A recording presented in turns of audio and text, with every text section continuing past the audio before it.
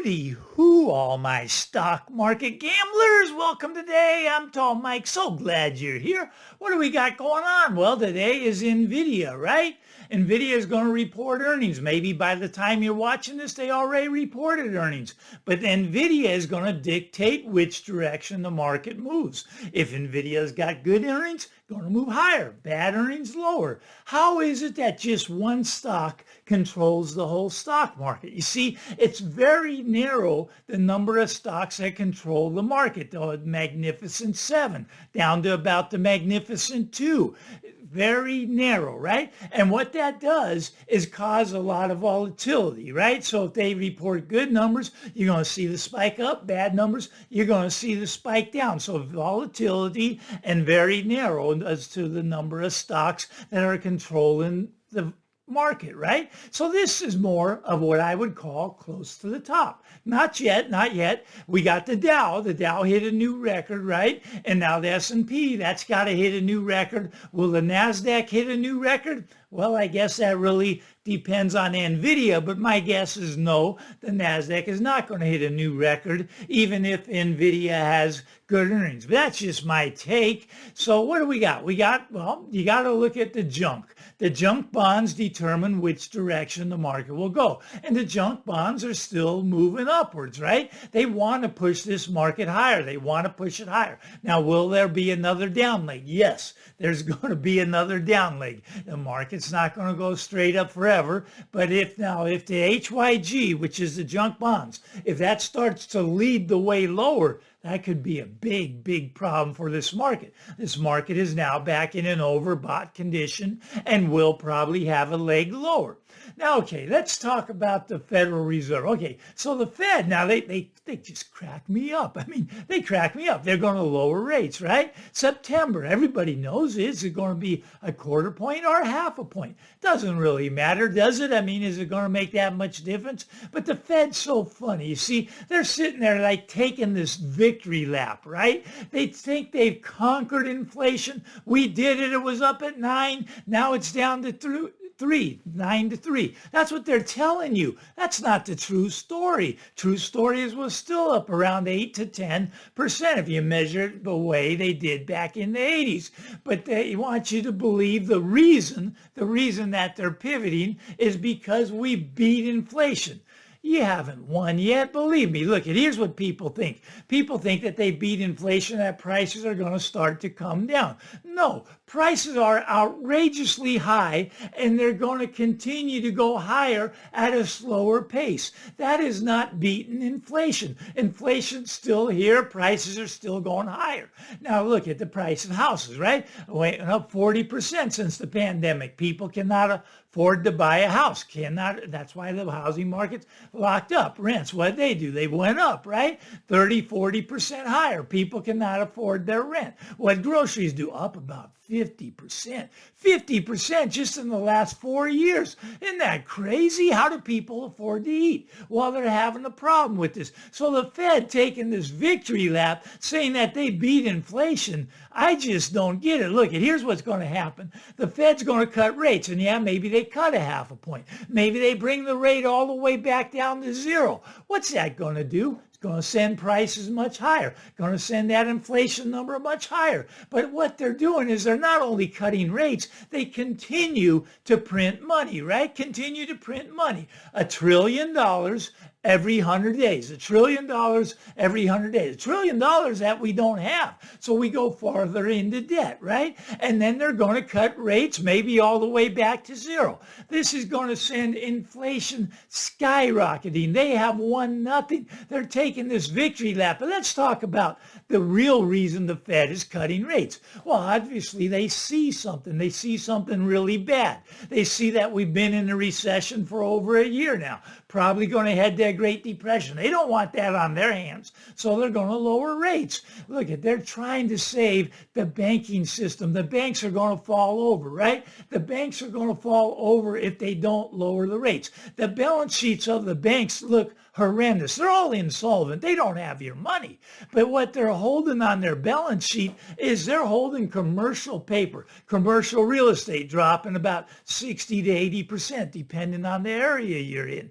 They hold the paper for this. They're underwater, 300 million alone. And they can't write that off, because they write that off, that shows up as a loss, and that shows that the banks aren't doing well. What else do they got on their asset balance sheet? Well, they got your mortgage, right? You're locked in at 2.8%. 2.8%. You're locked in, right? Well, they can't support that. They're losing money every time you make a payment. They have to borrow money at 5%, but yet you got 2.8%. Every time you make a payment, they lose money. Okay, so that's a problem for the banks. The banks have auto loans.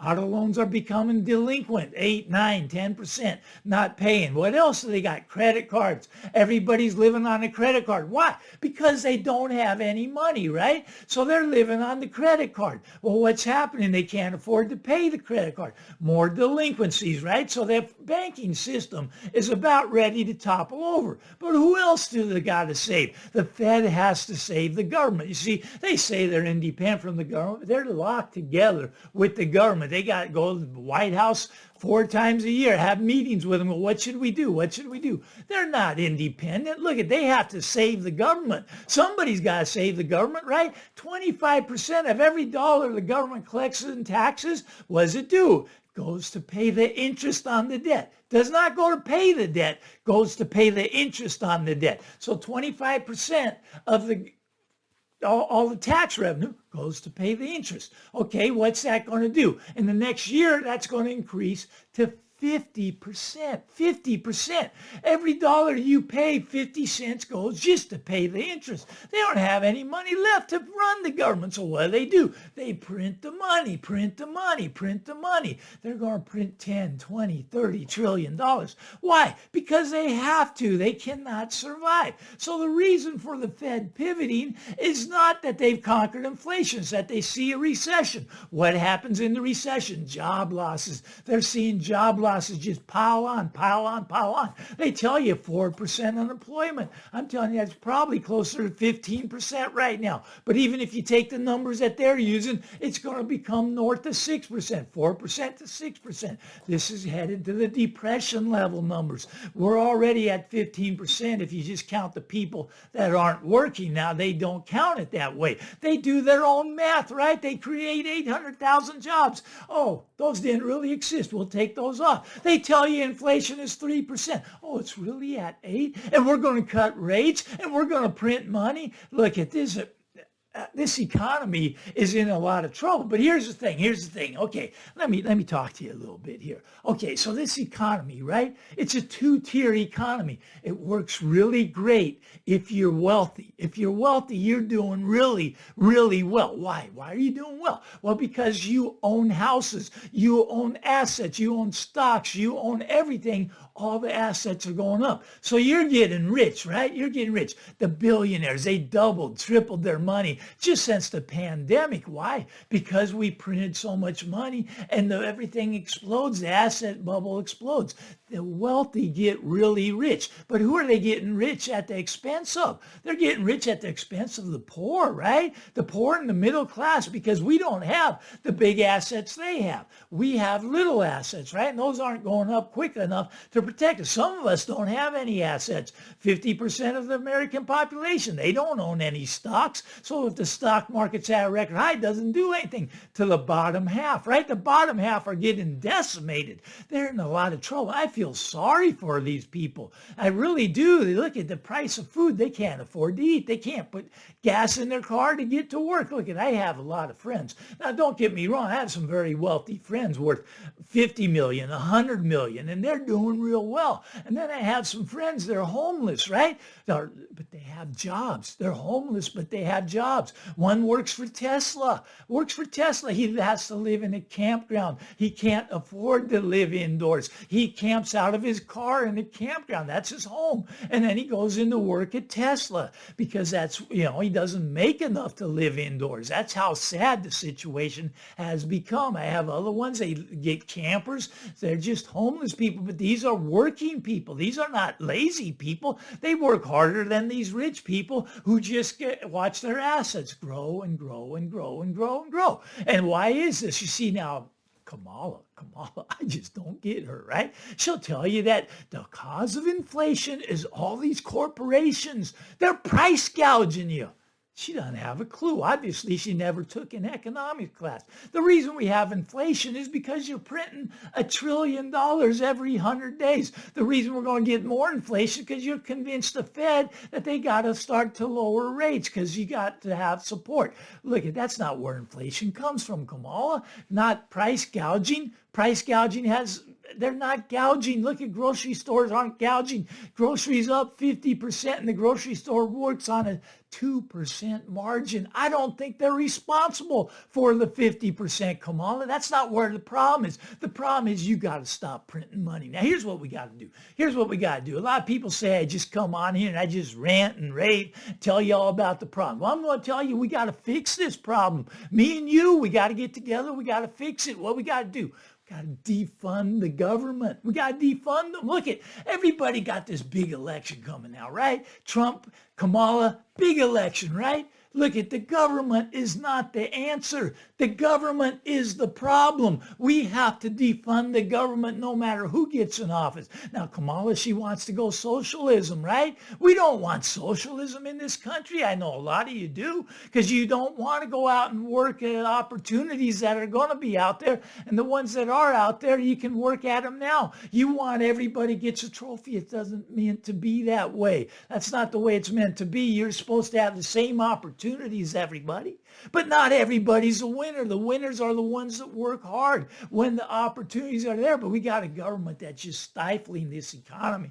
They got us under their thumb. They continue to print money, and we got to defund them. Now, how do we defund them? We get out of the currency that they're printing, right?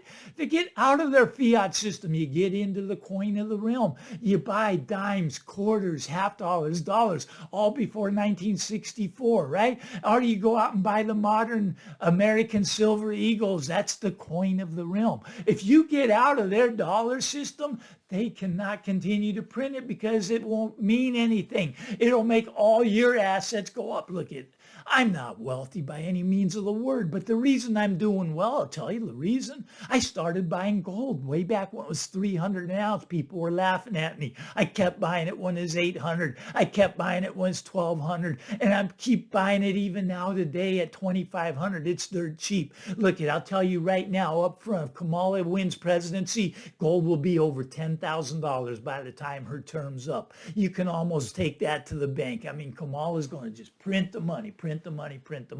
Even the Donald, he's going to print the money too. Gold it's a lock and either one gets in. Now, granted, it probably pulled back. We're overbought in gold, I'll tell you that. Up around 2,500, I expect it to pull down a couple $100. Will it? I hope it does. I don't know. But look, we got to defund the government. I'm sick of the government paying for all these wars, sending bombs over there, blowing up people that we don't even know. I'm sick of that, right? We got to defund them. If they had to do it with real money, they could never do it. You get back to a real money system and 90% of the problems of the U.S. goes away. Take the government out of the picture. You got to defund them. That's the only way we can fight back. It's still illegal to buy gold. They're going to make it illegal. I get that. They're going to make it illegal to buy silver, probably even going to take your Bitcoin from you. Look at the government. They're losing power, and they're losing power quickly because we're waking up to what they're doing. They're just devaluing the dollar. Really good for their rich friends. Oh, man, Jerome Powell, you know what? He's worth about $100 million. What do you think he wants to do? You think he wants to not print money? No, he wants to blow the bubble up bigger so he can get it bigger, richer. That's what he wants to do. These guys should not be in charge, right? We got to defund them, and we can defund them when we get out of the system, get out of the currency system. I got a fly floating around here. I just swatted it. Anyways, we got to defund the government. That's what we got to do. You do that by getting out of the system. You get into the coin of the realm. But Mike, It takes $2,500 just to buy 1 ounce of gold. Look, you should just thank God that you can still trade that worthless currency for some real money, because it's not going to stay that way very much longer. Pretty soon there's no amount of money that's going to be able to buy you any gold. No amount of money is going to be able to buy you any silver. Thank God that right now you can still trade in your worthless fiat, get out of the system, defund the government, get into the real money, get into the coin of the realm, get into the gold and silver. This is just my take. You guys do what you want to do. You moon boys, you get out there, buy some houses because they're going to double, right? And you may be right. They keep printing money. Kamala gets in. We're going to see gold over 10,000. That's just the way it's going to play out. I mean, I'm sorry for the poor people. They're going to get destroyed. They're going to get decimated. They're not going to be allowed to eat. They're not going to be able to put gas in their car. And it is very sad. This is just my take. I'm Tall Mike. Give me the thumbs up if you like this stuff. Get out there, everybody. Enjoy the day. We'll talk again real soon. Bye-bye.